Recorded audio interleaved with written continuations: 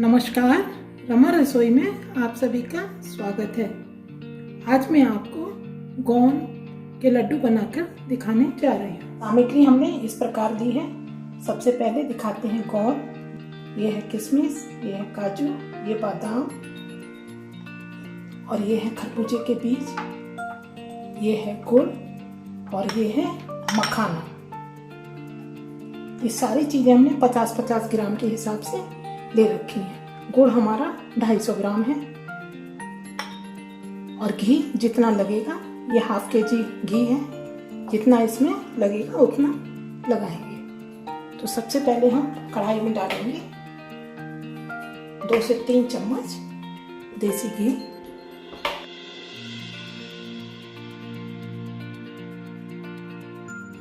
देखते हैं कढ़ाई गर्म हुई या नहीं। कढ़ाई गर्म हो चुकी है।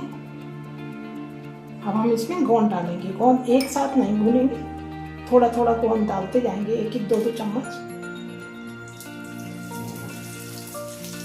गोंद जब तक चटकता है तब तक तो गोंद भुना नहीं है। जैसे ही गोंद का चटकना बंद हो जाए, समझ लो कि गोंद हमारा भुन चुका है।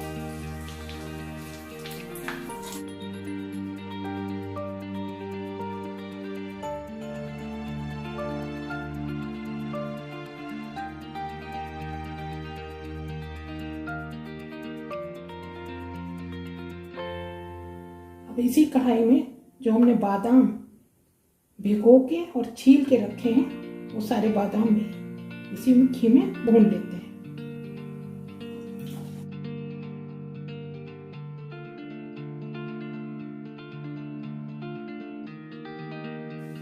अब ये बादाम जो भून चुके हैं, उनको बाहर निकालते हैं।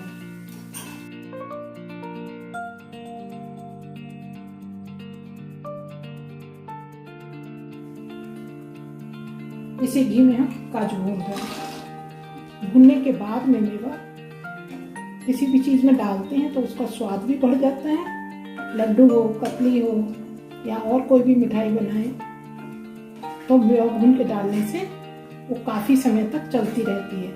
अब ये लड्डू सारी मेवा हम भून के डालेंगे।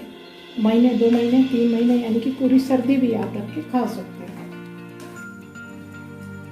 और बिना भुनी मेवा में खराब होने का डर रहता है। तो ये काजू भी भुन चुका है, इसको भी हम बाहर निकालते हैं।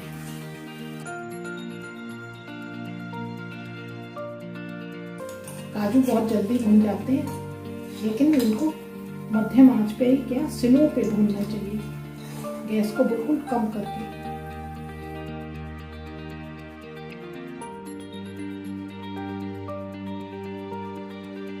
बादाम और काजू को हम एक मिक्सी जार में डालना है। छोटे मिक्सी जार में डालना है, क्योंकि ये बहुत थोड़ा सा ही है तो इसमें पिस जाएगा। ये है तरबूज के बीज।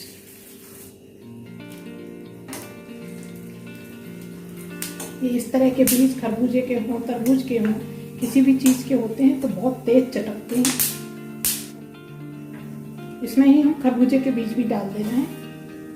दोनों ही बीज एक साथ भून के तैयार हो जाएंगे। ये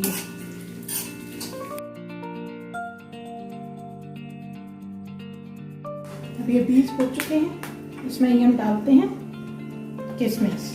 किशमिश बहुत जल्दी भून जाती है, इसलिए सबसे बाद में डालते हैं।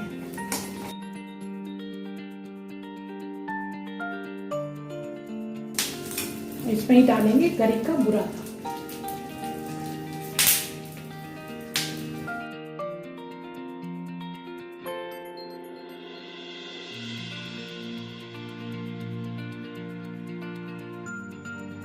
गरी के बुरादे को भी ज़्यादा भूनने की ज़रूरत नहीं होती, इसीलिए हमने तीनों चीज़ों को एक साथ ही डालकर भून लिया है। अब हम डालते हैं इसमें मखाना। ये 2 बड़े बाउल हमने मखाना लिया है। मखाना भी बहुत धीमी आंच पे ही भूनना होगा। मखाना है, गोंद ऊपर से भुना दिखेगा, लेकिन जब इसको हम हाथ से तोड़ेंगे तो ये टूटेगा नहीं। मखाना घी भी बहुत पीता है, इतना घी देखिए एकदम सूखा लगने लगा। मखाने में कैल्शियम भी बहुत होता है। फाइबर होता है इसमें। ये सभी चीज़ें जो है हमारे पेट के लिए, हाजमे के लिए बहुत लाभदायक होती हैं। अब ये मखाना भी भुन चुका है। इसे भूनते हुए 4 मिनट हो गया है। बहुत धीमी धीमी आंच में हमने इसे भूनना है। गैस को करते हैं बंद और मखाने को इसी कढ़ाई में छोड़ देते हैं। तब तक हम ये जो गोंद है इसको प्रेस कर लेते हैं। इसे हमें मिक्सी में नहीं पीसना है, या तो हाथ से ऐसे तोड़ेंगे। देखिए इसकी पहचान ही यही है कि हाथ से तोड़ें और ये एकदम से इस तरह से बुरादा जैसा बन जाए। ये जब मुंह में आता है ना क्रंची क्रंची सा, तो अच्छा लगता है। इसलिए इसे मिक्सी में कभी नहीं पीसना चाहिए। जो कुटनी होती है उसको ले लें, इस तरह से इसे कर दें। देखिए इसकी आवाज़ से ही लग रहा है कितना अच्छा भुना है। गोंद का हमने दरदरा पाउडर बना लिया है इस तरीके से। अब इसी में हम मखाना डालते हैं। मखाने को भी इसी तरह से क्रश कर लेंगे। इसको भी पीसेंगे नहीं।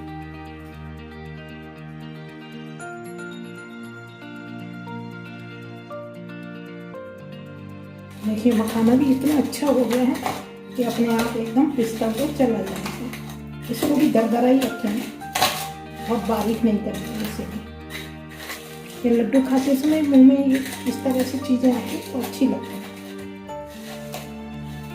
अब इसी कढ़ाई में ये जो हमने 250 ग्राम गुड़ लिया है वो डाल देंगे पिघलने के लिए। बहुत ज़्यादा इसमें पानी नहीं डालेंगे, बहुत थोड़ा सा पानी डालेंगे। धीमी आंच पे रख देंगे, पिघलना अपने आप ही शुरू हो जाएगा। जब ये पिघलने लगेगा तो धीरे धीरे चलाते रहेंगे। गैस ऑन कर देंगे।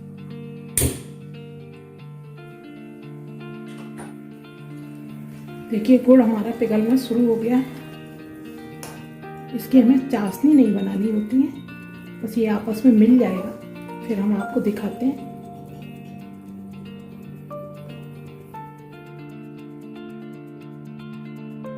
अब ये गुड़ की चाशनी हमारी हो चुकी है, क्योंकि इसको ज़्यादा नहीं, बस ऐसे आपस में चिपकना चाहिए, तो ये चिपक रही है। अब हम जो सबसे इम्पोर्टेंट काम है आटा भूनने का, आटा भूनकर आपको दिखाते हैं। ये ½ kg हमने आटा लिया है, यानी कि आधा किलो। तो इस कढ़ाई में डालेंगे, घी डालकर हम ये आटा भूनेंगे। सब गैस को करेंगे ऑन।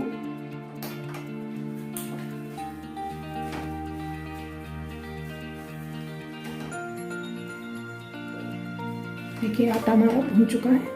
इसका कलर ही बिल्कुल चेंज हो गया है, सुनहरा ब्राउन जैसा इसमें कलर आ जाता है और खुशबू भी आने लगती है। गैस को करते हैं बंद। गैस को बंद करने के बाद भी आटे को थोड़ी सी देर चलाते रहना चाहिए, क्योंकि कढ़ाई बहुत गर्म होती है। ऐसे ही छोड़ दो तो वो नीचे नीचे जल जाता है। पहले हम सारी मेवा एक जगह इकट्ठा करते हैं। ये है गोंद, जो हमने ऐसे ही प्रेस कर करके पीस लिया था, और मखाना, दोनों चीज़ें।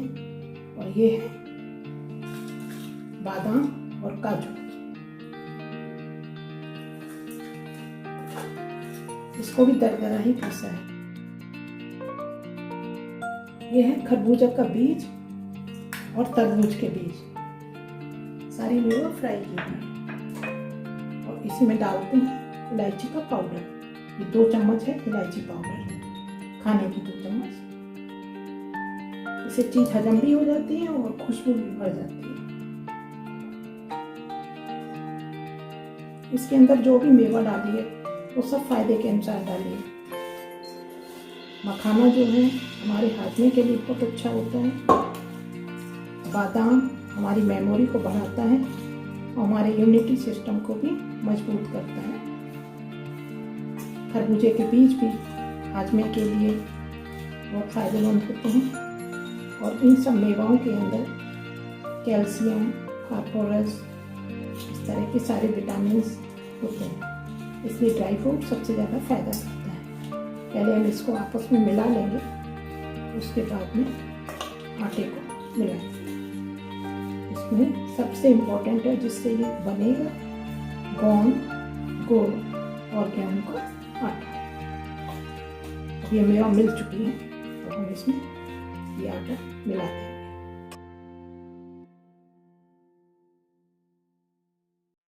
इसको जल्दी जल्दी से आपस में मिला लेंगे। गुड़ को बाद में डालेंगे। इस गुड़ को दूसरे बर्तन में छान के हम डालेंगे।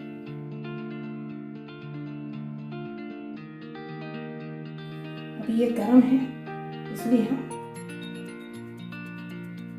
इस मिश्रण के बीच में इसको डाल रहे हैं।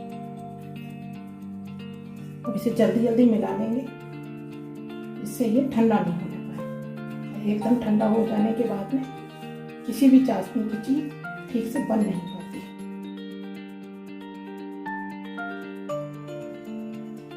ये मिश्रण कुछ इस तरीके से बन के तैयार हुआ है। अब हम इसके लड्डू बनाकर आपको दिखाते हैं। इसमें से थोड़ा थोड़ा ये उठाते जाएंगे। सबसे पहला लड्डू बनाएंगे हम गैया मैया के लिए। थोड़ा सा हाथ से प्रेस करते जाएंगे, इसको बनाते जाएंगे। अब हम इस तरह से सारे लड्डू बना देंगे। आप छोटे छोटे बनाकर रखना चाहते हैं, छोटे छोटे बनाइए। बड़े बड़े घर में खाने के लिए बनाना चाहते हैं, तो बड़े बड़े बनाइए।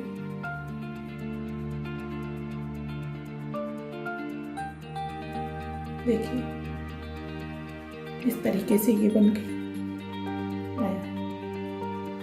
कितना अच्छा लग रहा है, ये देखने में भी और खाने में भी उतना ही स्वादिष्ट होता है। अब ये लड्डू बनकर तैयार हैं। देखिए कितना अच्छा इनका शेप भी आया है। ये खाने में भी उतना ही टेस्टी है। अगर आपको हमारी विधि अच्छी लगती है तो आप भी अपने घर में बनाइएगा और सर्दी का आनंद उठाइएगा। फिर मिलेंगे अगली किसी अच्छी रेसिपी के साथ में। तब तक के लिए नमस्कार, धन्यवाद।